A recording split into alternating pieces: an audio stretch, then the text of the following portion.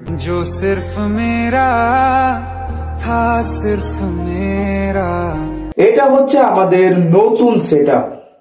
আপনারা যারা আমার আগের ভিডিওগুলো দেখেছেন তারা অবশ্যই জানেন আগের সেটআপটা কেমন ছিল আর এখনকার সেটআপটা কেমন হয়েছে।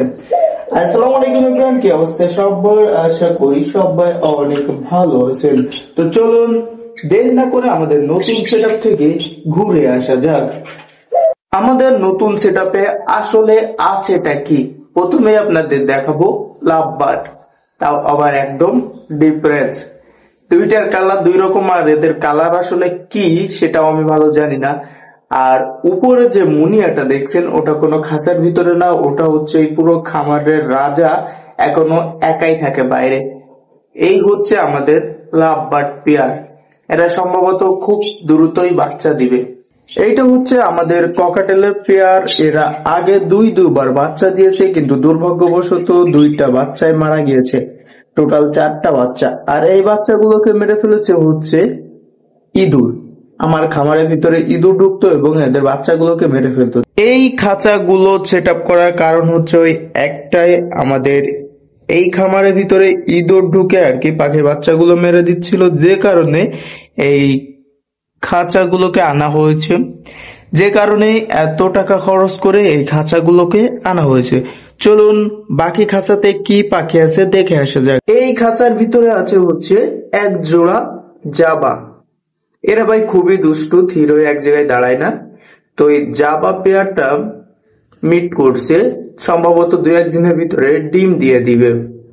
এরপরে আমাদের খাঁচায় আর কি আছে, সব থেকে বড় আকর্ষণ যেটা, সেটা হচ্ছে জাবার ছোট্ট পেয়ার। তো চলুন ওটা দেখে আসি।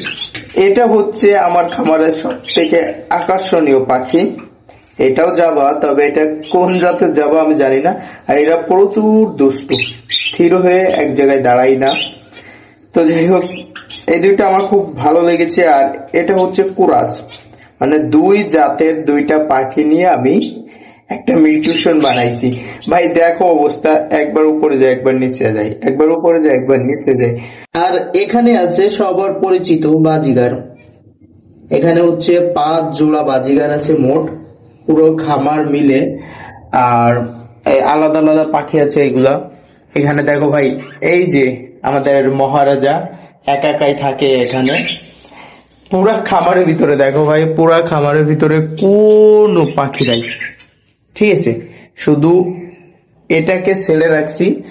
আর খুব দ্রুত ওকে রিলিজ করে দেবো। ওর হচ্ছে ডানার সমস্যা, ডানা ভেঙে গিয়েছে, যে কারণে ওকে আমরা ছাড়তে পারছি না। এখানেও এক জোড়া বাজিগার আছে, এখানেও এক জোড়া বাজিগার, এখানেও এক জোড়া বাজিগার, শুধু এখানে ডিফারেন্স আছে। এখানে আছে হচ্ছে অস্ট্রেলিয়ান ঘুঘু এক জোড়া, এখানেও বাজিগার। মাত্র এগুলা পাখি আছে কারণ 34 জোড়া পাখি আমি বিক্রি করে দিয়েছি। আর এখানে আছে আমাদের দেশি ঘুঘুর বাচ্চা।